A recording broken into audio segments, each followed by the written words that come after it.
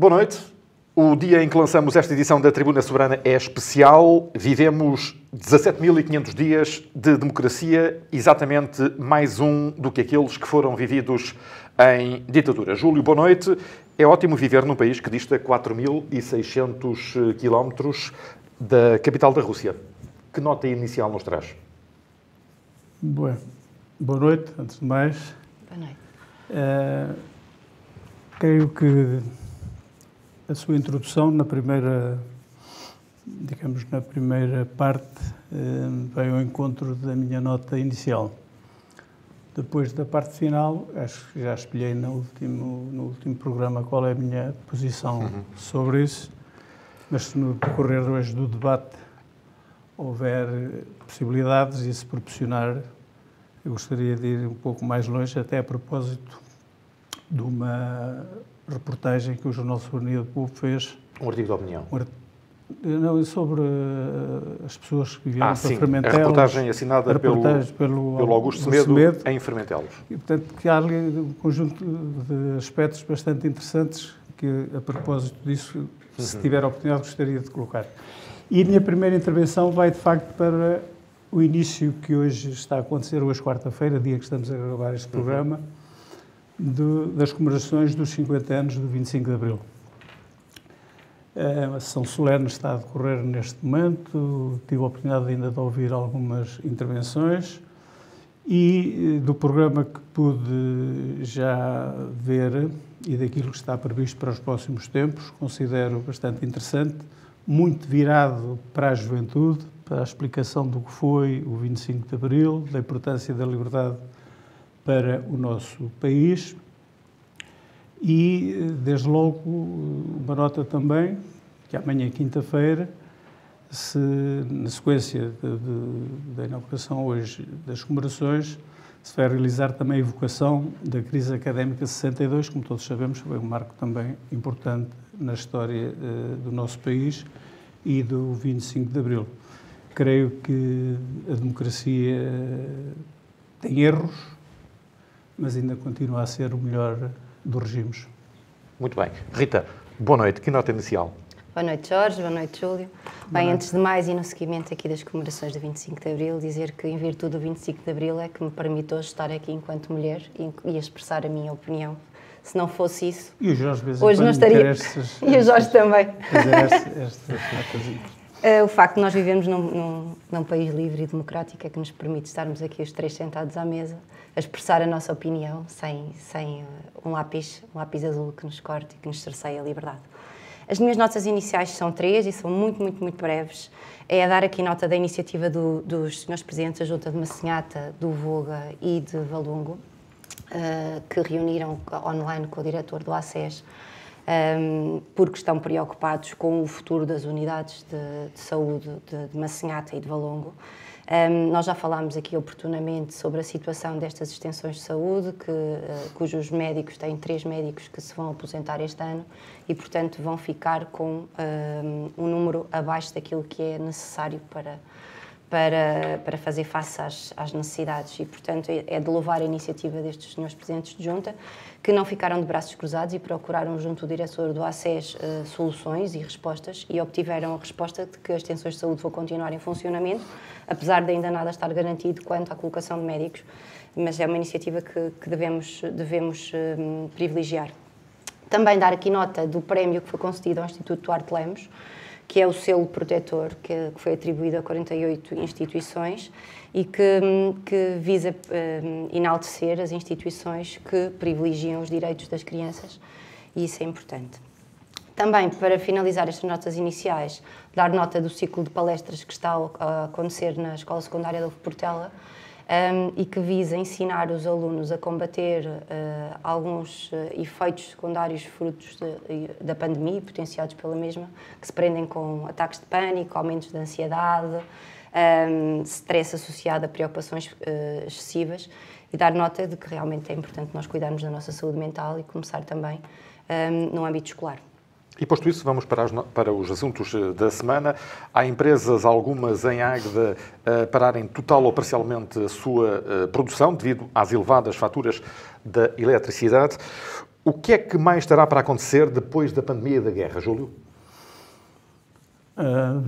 Guerra, peste, guerra, fome.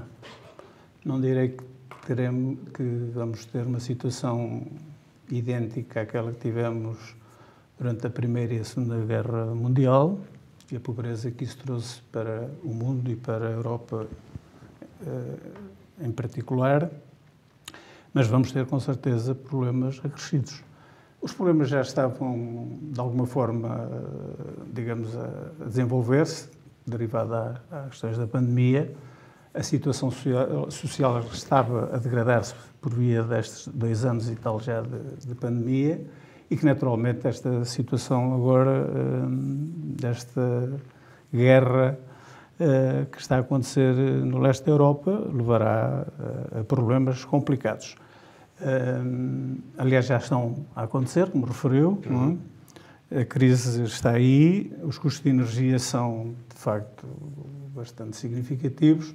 Neste momento, aquilo que eu conheço é na área da cerâmica e da fundição que as coisas estão com, digamos, com mais problemas. E dos têxteis? Assim, nos têxteis estava um pouco a referir aqui à zona de Águeda, daquilo que pude apurar. Sim. Mas também o Governo, naturalmente, que tomará posse um dia destes, o novo Governo, terá que rapidamente tomar medidas. Sabemos que algumas delas não poderão ser tomadas só pelo Governo português, nomeadamente a baixa do IVA, por exemplo, da eletricidade, mas quer dizer, a União Europeia também vai ter de dar um sinal sobre esta matéria. Nós, o Governo encerrou no ano passado, no final do ano passado, as centrais a carvão do Pego e de Sines. Bem sei que é uma questão ambiental, mas numa questão destas, não sei se não seria de voltar a pôr a funcionar estas 2 centrais do Pego e de Sines. O Sr. Ministro do Ambiente há dias admitiu a ideia, depois o Sr. Primeiro-Ministro veio dizer que nem pensem, está fechado, mas agora creio que é necessário tomar medidas rapidamente. Porque depois, no meio disto tudo, também há os aproveitamentos. Estamos a falar... É denominada especulação, não é? Meus caros, eu não foi comigo. Vi nas redes sociais, não é? Mas depois fui à procura, não fosse ser mais uma daquelas mentiras que muitas vezes aparece. Mas verificou-se numa superfície comercial em Águeda, o preço do óleo às 11h30 da manhã ser 2 euros e qualquer coisa, não é? E à tarde, um familiar da mesma pessoa que lá tinha ido, porque agora só podem trazer 2 litros, foi lá e já estava a 3,59 euros. Quer dizer, de um momento para o outro, não é? O óleo que chegou àquela superfície comercial já tinha tido este aumento. Isto não é possível. Não é possível. E há outros casos aí. Aliás, esta situação de especulação não é de agora. Todos nos lembramos, pelo menos aqueles que são mais velhos, ali na altura, finais dos anos 70, quando foi a crise do Golfo e da crise petrolífera, também houve problemas graves, não só na questão dos combustíveis, mas também de matéria-prima. E nessa altura, e em Águeda, fizeram-se riquezas, porque as pessoas que tinham condições para fazer, investiram naturalmente na compra de aço, na compra de matéria-prima, que depois venderam de acordo com aquilo que, enfim, queriam, porque havia necessidade. E as empresas precisavam para produzir e quem tinha, vendia ao preço. Bem, aliás, há dias contaram-me uma coisa que eu até espero que também não seja mais uma daquelas coisas que às vezes se dizem, não é? Que um negócio que estava mesmo para ser concretizado também em um dia destes, aqui na zona da Águeda, a propósito da compra de determinado material, o negócio está quase fechado, a pessoa diz, mas aguenta aí 5 minutos, deixa-me falar com o meu sócio para ver se isto fica bem. Demorou mais de 5 minutos, demorou meia hora. Quando telefonou, já não vens a tempo. Já vendi, já ganhei mais dinheiro que o que tinha previsto ganhar contigo. E, portanto, isto também está assim, não é? São estas situações. Agora, isto não invalida, como é óbvio, Nem toda a gente especula, não é isso que está em causa. Agora vamos ter problemas complicados sociais, vamos. O Júlio, enquanto sindicalista, tem conhecimento de alguns... Eu estou reformado. Sim, mas... Estou reformado. Bom. Sindicalista reformado. Exatamente. Não há essa designação. Mas não tem conhecimento, contacto estreito que possa ter com o sindicato que representou de algumas situações de pessoas que estejam a passar dificuldades em consequência destas medidas que as empresas têm que tomar relativamente Sim. à subida da eletricidade, principalmente da eletricidade? Neste momento em concreto, há algumas, digamos, perspectivas negativas de que algumas empresas no Conselho de Águeda, eu estou a procurar fazer aqui à volta do Conselho de Águeda, que possam ter que recorrer ao layoff. Recorrer ao layoff nestas condições, não o layoff que tivemos na pandemia, vai levar a um corte de salário dos trabalhadores. Esse corte, naturalmente, se vai refletir no dia-a-dia das pessoas. Se as pessoas agora se vão ganhar menos e estão a pagar mais pelos bens que estão a consumir, naturalmente que isto vai trazer problemas. Não há nenhum caso em concreto, não há nenhum caso neste momento. O caso que eu conheço é uma empresa cerâmica, mas não é no nosso concelho, é na zona da Milhada, que já está em layoff, mas admite-se que possa haver no nosso concelho alguns problemas deste tipo, e eu admito também, com toda a frontalidade, que isto não agrade também aos empresários. Admito isso perfeitamente. Às vezes não admito é que se utilize muitas vezes se utilizou estes mecanismos da lei para, enfim, especular, lá estamos nós, e ganhar dinheiro à custa do sacrifício de outros. Mas admito que nos próximos meses possamos ter na nossa zona alguns problemas destes, de layoffs, e espero bem que não de encerramento. Rita, que dizer desta problemática? Bem, a subida abrupta do preço da eletricidade, principalmente. Pois, já se vinha verificando desde o final do ano passado esta tendência de subida da eletricidade, que realmente depois com a invasão da Rússia à Ucrânia se verificou de forma exponencial. De facto, isto, e no seguimento daquilo que o Júlio diz, isto é uma cadeia que acaba por ter reflexos iniciais no nosso tecido empresarial, mas que depois pode ter reflexos em termos sociais muito, muito grandes. Basta pensar no seguinte: nós neste momento temos um aumento dos custos de produção, um aumento que não estava previsto, que é um aumento diretamente relacionado com este aumento da eletricidade, e se nós conjugarmos este aumento dos custos de produção com a escassez de matéria-prima, que faz com, como o Júlio dizia, que a matéria-prima fique mais cara, associado também ao aumento do salário mínimo nacional no início do ano, portanto, aos custos que um trabalhador tem no seio de uma estrutura. Tudo isto conjugado faz com que as empresas realmente comecem a passar por um mau bocado. Porquê? Porque se, efetivamente, as empresas não conseguirem, com o aumento do custo dos produtos, absorver este aumento do custo de produção, o que vai acontecer é que os bens que saem para o mercado vão estar a um preço muito elevado. Ora, um preço muito elevado vai fazer com que as pessoas percam poder de compra. Porquê? Porque os preços são muito elevados, os salários não subiram na proporção desse custo, portanto, associado à inflação, que é aquilo que nós temos vindo a verificar, o que é que vai acontecer? Acontece que vai naturalmente provocar a longo prazo o quê? Dificuldades nas receitas das empresas, as empresas vão ter que recorrer ao layoff como medida, se calhar, iminente para tentar reduzir os custos, com uma parte importante, que é os custos com o pessoal. Os custos com o pessoal. Vai haver também, eventualmente, uma tentativa das empresas poderem ter que recorrer à banca, mas nós já sabemos que a banca, nestas alturas, sofre alguma retração também própria deste tipo de altura, o que vai-nos trazer uma diminuição de investimento e, eventualmente, até desemprego. Ora, o que começa por ser... Salários em atraso, tudo, não é? Salários em atraso, encerramentos, e, portanto, isto vai-nos trazer uma crise social, não digo iminente, mas, se calhar, a curto prazo. Pelo menos dizem os especialistas, e eu tive a oportunidade de ler um bocadinho sobre isso, porque fiquei preocupada quando percebi que havia empresas que o ano passado negociaram o preço da eletricidade, nomeadamente empresas têxteis e empresas têxteis e empresas do setor metalúrgico, que negociaram um pacote de aquisição de eletricidade que lhes permitia que tivessem eletricidade a 55 euros o megawatt este ano e que tivessem também uma diminuição dos custos de acesso à rede. Qual era a especificidade deste contrato? Este contrato é um contrato anual, que foi negociado em abril do ano passado e, portanto, vai terminar agora em abril deste ano. Esse pacote que foi negociado significa que, agora com o preço da eletricidade, as empresas não vão conseguir ter estes valores. Portanto, vão-lhes duplicar o valor da eletricidade. E, portanto, aquilo que está a acontecer neste momento é que tem estado a haver uma corrida desenfreada das empresas à EDP, nomeadamente, para ver se conseguem fazer contratos a longo prazo, com uma média de 5 anos, para ver se conseguem uma estabilidade dos preços que se antevê que continua a subir.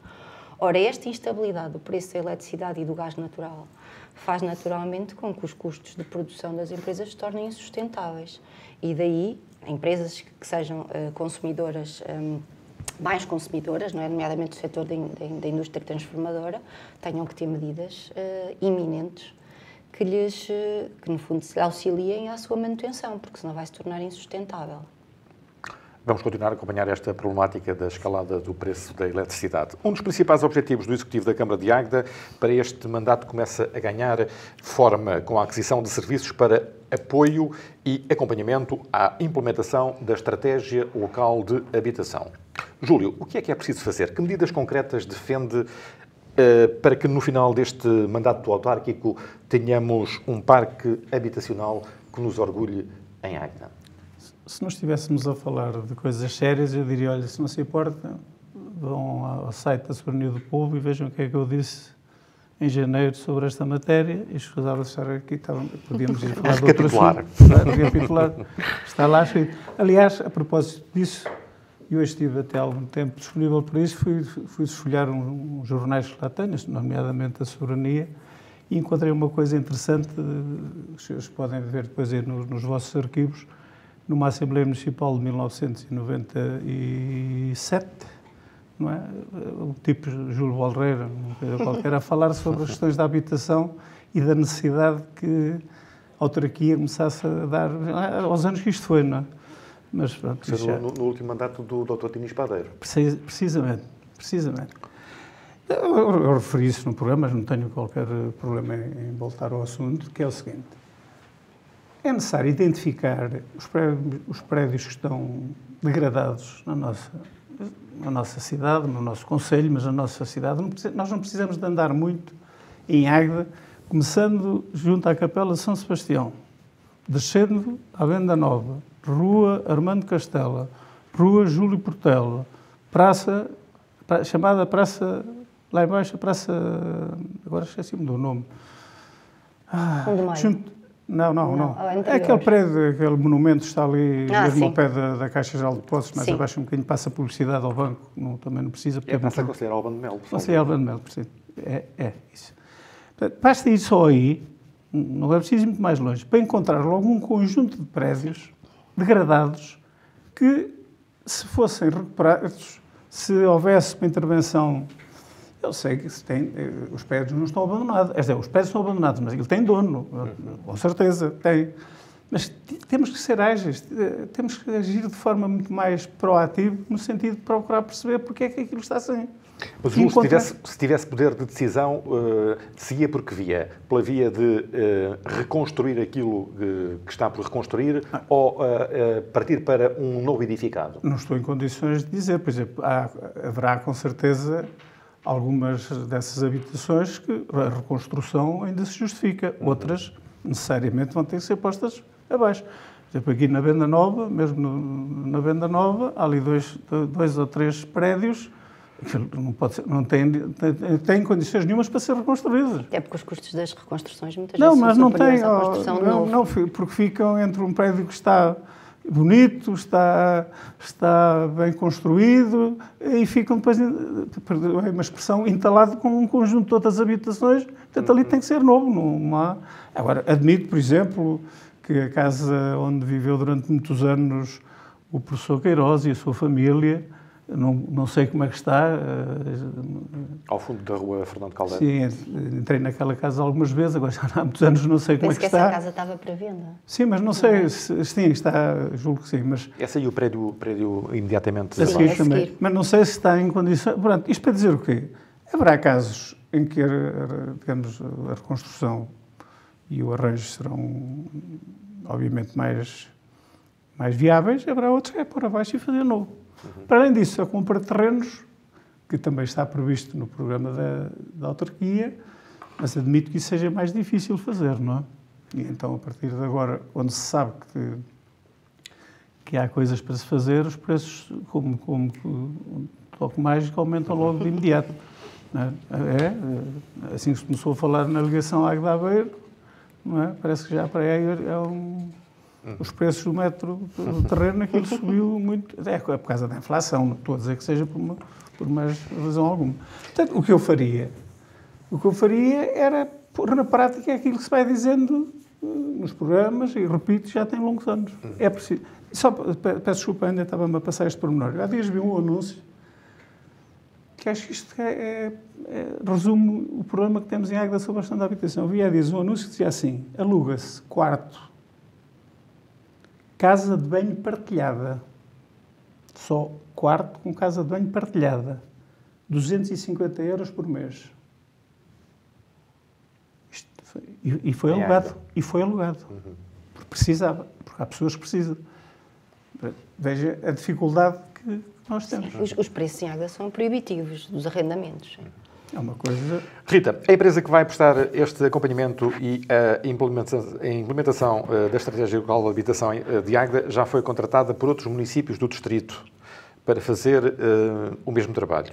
Refiro-me, por exemplo, à Albergaria à Velha, aqui ao lado, Espinho, São João da Madeira, Vagos, Valdecâmara e até Vozela, também aqui ao lado, no distrito de Viseu.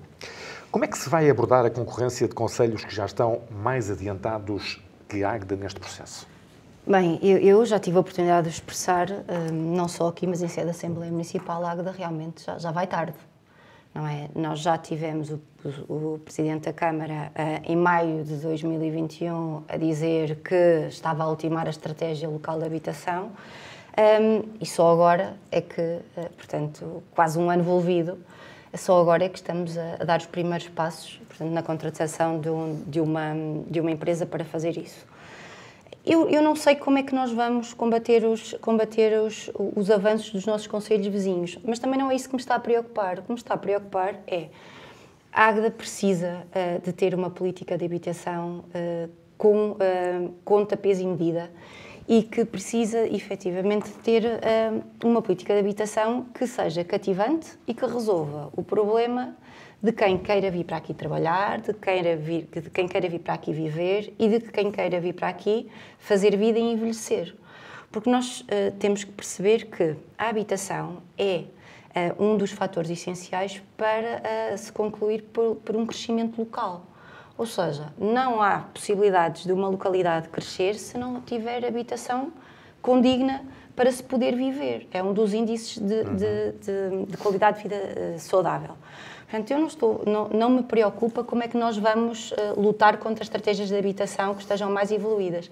Aquilo que me preocupa é o que é que vai ser a nossa estratégia local de habitação. Isso sim, preocupa-me que a Câmara Municipal faça um bom diagnóstico de levantamento de necessidades. Preocupa-me que a Câmara Municipal perceba qual é o vetor de habitação que quer escolher, se vai adotar pela política do arrendamento, se vai adotar pela política da reabilitação, se vai fazer aquisição de terrenos para construir, se vai dar apoios para a reabilitação. Isso a mim é o que me importa, é perceber de forma concreta, e já passou muito tempo até que a Câmara Municipal tomasse essas medidas, como é que nós vamos resolver o problema da habitação em Águeda. Toda a gente se queixa que não consegue arrendar a casa em Águeda, toda a gente se queixa que uma casa que seja colocada para venda em Águeda se vende em 15 dias, toda a gente se queixa de que comprar uma casa em Águeda é proibitivo. E o que é que a Câmara Municipal tem feito? Tem feito tem empurrado com a barriga para a frente durante muitos anos esta solução. E esta solução passa precisamente por isto, por definir uma estratégia local de habitação que lhe permita intervir na habitação da Águeda e, no meu ponto de vista, em 2 vetores essenciais. Do ponto de vista de resolver questões sociais, ou seja, de criar habitação para quem não tem uma habitação condigna, para quem tem uma habitação que não tem condições, para quem tem agregados familiares precários ou situações de iminente pobreza. Portanto, perceber como é que vai resolver, se é por recurso à habitação social, se é para apoios a subsídio, se é com subsídios para arrendamento, se é através de aquisição de terrenos para construção. Eu estou ansiosa por ver o que é que a Câmara quer fazer. Depois tem a outra vertente, que é a vertente de, como eu dizia, olhar para o edificado, devoluto, maltratado, até no centro da cidade, e primeiro dar uma cara nova à cidade. Precisamos. A Águeda precisa de ficar mais bonita, não pode ser só jardins e não podem ser só as reabilitações do costume, com alcatroamento. A Águeda precisa também de valorizar as suas casas. E isso passa por dar apoios concretos a quem queira construir, no meu ponto de vista, dar aos construtores, aos proprietários privados. Temos aqui a zona de Taru, dar benefícios fiscais para o efeito, incentivar precisamente isso. Eu lembro-me que há uns anos havia um projeto na Câmara Municipal de patrocínio de tintas, quem quisesse pintar as fachadas. Mas há mais coisas que podem ser feitas. Tem que se promover que os licenciamentos sejam feitos de forma mais célere. Nós sabemos, e é dito que na Câmara Municipal, que o nosso licenciamento é um processo rápido. Nem sempre é assim tão rápido, portanto, nós temos que garantir que os processos de licenciamento sejam rápidos, temos que garantir apoio técnico a quem quer reabilitar ou dotar as suas casas de melhores condições e ou por insuficiência de meios ou por até insuficiência de informação não sabe o que fazer para o efeito. Acho que a Câmara pode dar esse apoio técnico, explicar às pessoas como é que podem fazer, o que é que podem ter acesso. E depois é importante o seguinte na estratégia local. Há uma série de projetos de índole comunitário e até de índole governamental que devem ser programados e gizados no âmbito desta estratégia. Por exemplo, a Águeda já se podia ter candidatado ao programa que é o Primeiro Direito, que visa providenciar acesso a aquisição ou arrendamento para famílias que não tenham habitações condignas, mas só o pode fazer se tiver uma estratégia local de habitação de forma já implementada e que seja aprovada pelo IRU. Ou seja, nós estamos a falar de uma legislação que saiu em 2018, a Lei de Bases da Habitação. Ora, de 2018 até agora, a Águeda e o município de Águeda têm perdido esta oportunidade, ou seja, têm perdido a oportunidade de providenciar que famílias desprotegidas e que não tenham condições possam ter uma habitação condigna e, nomeadamente, se poder candidatar a este programa de Primeiro Direito, e está a perder também a oportunidade de olhar para a cidade do ponto de vista de que a mesma precisa de ser reabilitada e de ser dotada também de uma melhor reorganização, de uma melhor dinâmica na verticalidade dos imóveis. No fundo, precisa de crescer também desse ponto de vista. No dia em que estamos a gravar esta edição, era esperada uma visita de António Costa a Marcelo Rebelo de Sousa no Palácio de Belém para a apresentação dos nomes dos novos ministros do governo português, que deverá ser mais curto que o anterior. Pelos nomes que já vieram à baila, o que é que lhe parece a proposta do primeiro-ministro, Júlio? O importante nestas coisas não são os nomes. São as políticas. São as políticas. Naturalmente que depois quem faz as políticas pode ter mais ou menos sensibilidade para... Há bocado falei no Ministro do Ambiente, que até nasceu em Águeda, creio.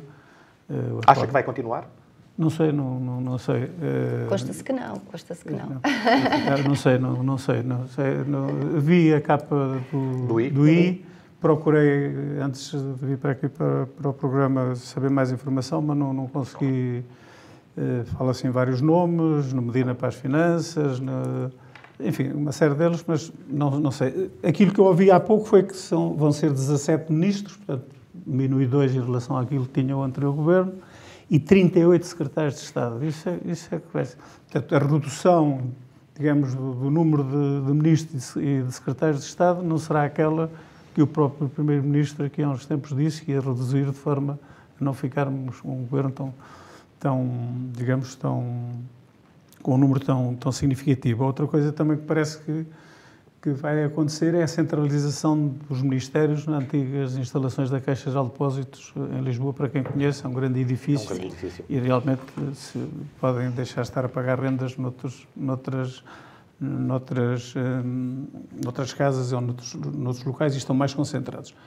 A questão é das políticas. Eu admito que alguns daqueles foram convidados para ser ministros e secretários de Estado e terão dito que sim há 15 dias, há 3 semanas atrás.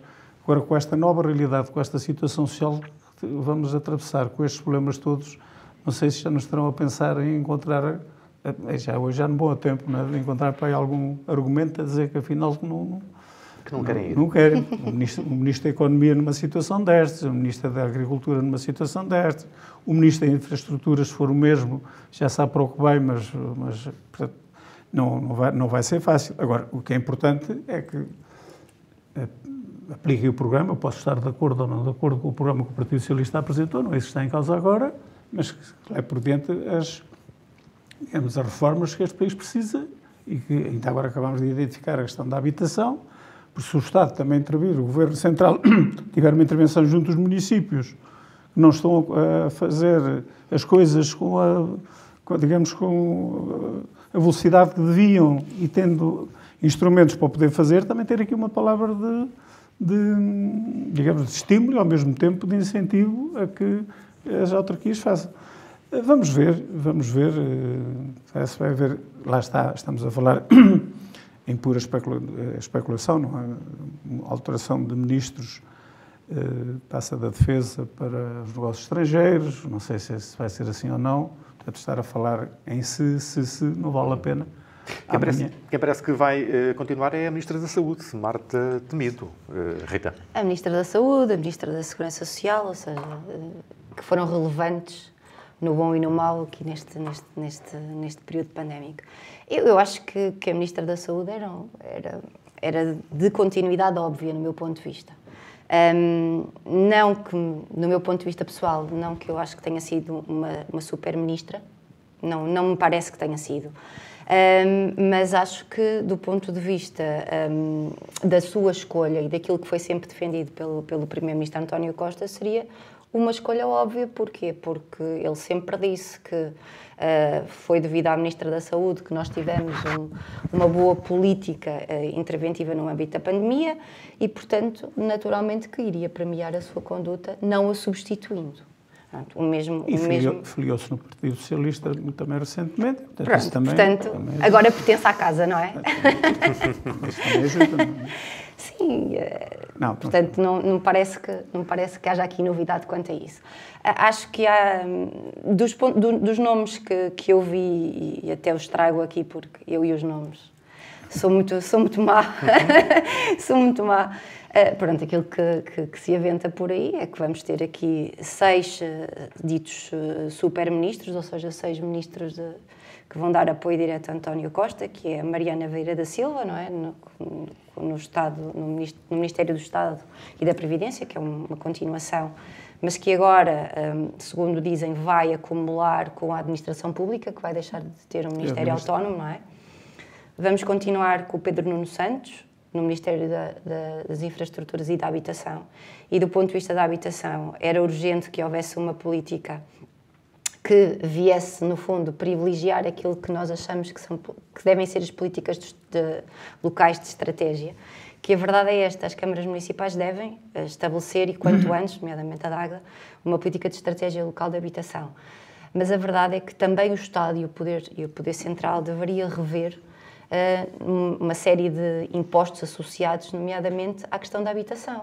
Como é que nós, por exemplo, podemos incentivar a que os jovens comprem habitação, não é? Se depois têm impostos sobre a transmissão de imóveis, têm IMIs e afins. Havia de haver um regime de isenção, havia de haver, não é? Um regime de isenção para esse tipo de transmissão, associado nomeadamente ao poder de compra ou aos rendimentos, mas isto implica também políticas do Governo Central. não é? E isso era muito, muito importante, nomeadamente uma série de isenções de impostos associados à construção, como, por exemplo, IVAs reduzidos para os materiais de construção. Não é? Nós agora sabemos que, no âmbito da pandemia, os materiais de construção tiveram um aumento na ordem dos 7%. Se os materiais de construção, que são a 23%, se tivessem uma taxa de 6%, como acontece, por exemplo, para as reabilitações urbanas em determinadas áreas de reabilitação urbana, seria um incentivo, certamente, às reabilitações. Portanto, isto são medidas que eu espero que o Sr. Primeiro-Ministro, que ficar com este pelouro, pense nelas. Já temos praticamente governo constituído. Para a semana, provavelmente, teremos a posse do Parlamento Português. Alguma mensagem para a deputada agdense Paula Cardoso, Júlio? Êxito de um bom trabalho e de uma ligação que a Águeda, que aliás fez quando esteve na Assembleia da República, teve sempre essa preocupação e, naturalmente, poder levar até à Assembleia da República as questões de Águeda e os problemas e possa ser uma voz ativa no Parlamento. Eu acredito nisso. Rita, que palavra para Paula Cardoso? Bem, na Paula confio inteiramente que será uma pessoa atenta aos problemas da Águeda, interventiva e, sobretudo, que não vai cruzar os braços quando alguém lhe solicitar que leve à Assembleia da República um problema, um louvor para a Águeda ou alguma questão que seja pertinente. Portanto, com toda a certeza que a Paula vai ser uma mais-valia em levar a Águeda à Assembleia da República, em levar a Águeda aos desígnios do próximo governo e em que conduzir para que algumas questões que precisam de ser decididas pelo Governo Central possam ter um bom encaminhamento. Confio inteiramente nisso. Quanto à presidência do Parlamento, vê com bons olhos a quase certa transição do Ministro dos Negócios Estrangeiros? A questão, sim, parece que é por aí que as coisas estão. Falou-se em vários números, falou-se na doutora Edith Estrela, aqui há uns meses atrás, agora fala-se. Eu tive oportunidade, durante a atividade que desenvolvi durante alguns anos, de conhecer o irmão do atual Ministro dos Negócios Estrangeiros e tive a oportunidade algumas vezes também de estar com o Ministro no Porto. E, portanto, conheço e, sinceramente, não gosto do estilo, da forma como o Ministro dos Negócios Estrangeiros trata os assuntos. Estou a vê-lo como uma segunda figura, se for isso que venha a acontecer, a segunda figura do Estado, a manter aquela linha de alguma presunção, enfim, como nós costumamos dizer, falar por cima de... Enfim, falta-me agora aqui eu ia dizer... Uma sobranceria, não é? Sim, sobranceria, eu ia dizer outra coisa, mas às vezes tenho de recolher porque esqueço-me que isto depois vai ser ouvido. Mas, portanto, conheço a pessoa, tive a oportunidade, repito, de ser amigo pessoal do irmão, mas isso agora não importa, importa é a figura. Eu gostaria de ver na segunda figura de Estado uma outra personagem. E a Rita? Mas quem sou eu? Mas aceita, vai ter que aceitar. Pois, eu já aceito os impostos todos que me estão a impor. Eu não estou de acordo, mas tem que pagar. Mas tenho que pagar. Rita? Neste enquadramento e considerando que Augusto Santos Silva foi sempre a figura que apareceu quando havia problemas, quando havia necessidade de justificar alguma crise, quando foi, no fundo, um braço direito de António Costa, porque ele tem sempre este condão. Não sei se reparam, mas ele aparece sempre quando há algum problema, é sempre ele o primeiro a dar a cara. Portanto, eu acho que, no fundo, acaba por ser um prémio de António Costa aqui à pessoa dele. Partilho inteiramente a posição aqui do Júlio, não é uma pessoa do meu agrado, não nutro muita simpatia pelo senhor, não o conheço. Mas é uma figura pública e, portanto, sobre a qual nós podemos ter esta percepção. Não acho que seja uma figura consensual, não acho que seja uma figura com a imparcialidade que se exige a um cargo de Presidente da Mesa da Assembleia da República.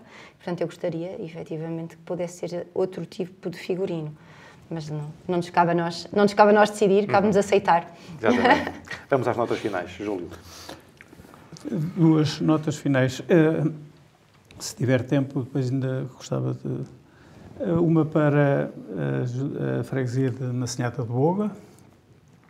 Recebeu o prémio de Aldeias de Portugal, o galardão atribuído pela Associação de Turismo. É importante, é mais um galardão.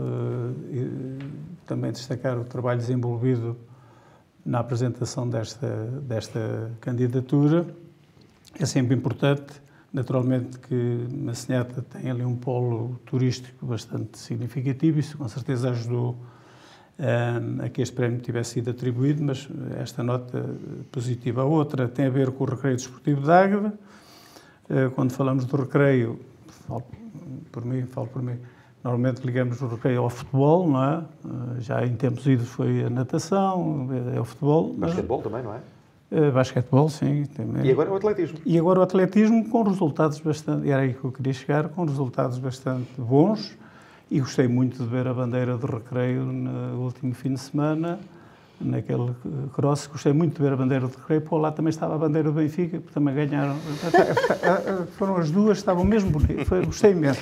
Mas gostei muito de ver a bandeira do recreio. Do recreio fiquei ou tem a ver com o Gica, fez 113 anos, o Ginásio Clube de Águeda, passou um pouco despercebido, porque naturalmente as condições de pandemia são aquelas que são e não deram, mas aqui um abraço também a todos aqueles que fazem parte da direção e de toda a estrutura do Gica.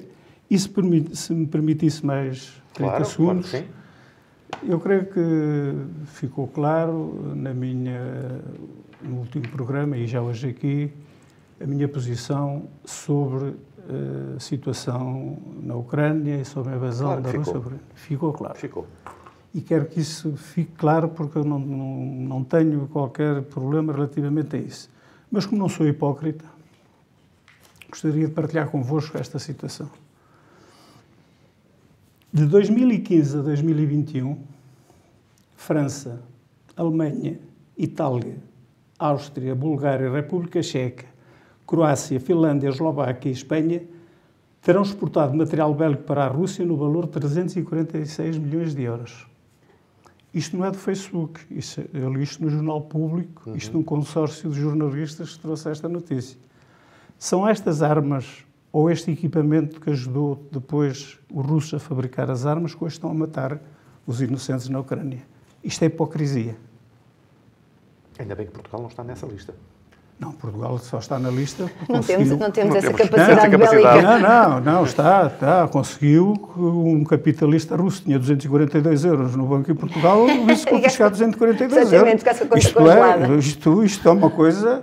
Isto fica, comparado com os outros países, nós estamos na linha da frente. Não podíamos... Lá está, o nosso Ministro dos Negócios Estrangeiros, possível... Nós levamos as medidas e as sanções a peito. Sim, não. Era o valor que tinha na conta bancária, decidiram que era assim, é assim. Exatamente. Agora, chamar aquilo um oligarca, lá é oligarca, chamar um capitalista, uma pessoa que tem 242 euros no banco, isto até é ridículo, não é? Isto até devia... fazer parte, digamos, do andatório nacional, porque isto era... Rita, notas finais. Bem, as minhas notas finais, eu vou mostrar, porque merece ser exibido. É um livro que vai ser apresentado no dia 2 de abril, na Biblioteca Manuel Alegre, às 13h30. Chama-se No Coração da Mãe. Foi escrito pela professora Maria de Conceição Vicente e ilustrado por Gabriela Sotomayor. É um livro lindíssimo, tem umas ilustrações fantásticas e conta a história da Leonor. É uma história baseada em factos reais de uma menina que sofreu de uma doença oncológica. Este livro é muito, muito bonito, não só pelas ilustrações, mas sobretudo pelo significado da história. É um livro dirigido a adultos, mas que pode ser contado a crianças e que conta a história de vida da pequena Leonor. Este livro é apadrinhado pelo Rotary Clube de Águeda, em parceria com o Rotary Clube de Lisboa, e que visa uma recolha de fundos para uma instituição que apoie famílias, com crianças com doenças oncológicas. Portanto, eu convidava para todas as pessoas, no dia 2 de abril, às 13h30, comparecerem na Biblioteca Manuel Alegre. É uma autora de Águeda, é uma história bonita e, sobretudo, o fim é de louvar. Deixo-vos só com esta citação final, para perceberem que isto é uma história do coração e é uma história que nos leva a todos a perceber que a vida é finita, mas que a vida vale a pena ser vivida e, portanto, que não custa ajudar. Só para vos dizer, o livro termina assim e eu gostava de vos dizer isto. Um dia, a mãe pegou-lhe ao colo e Leonor, de tão cansada que estava, adormeceu.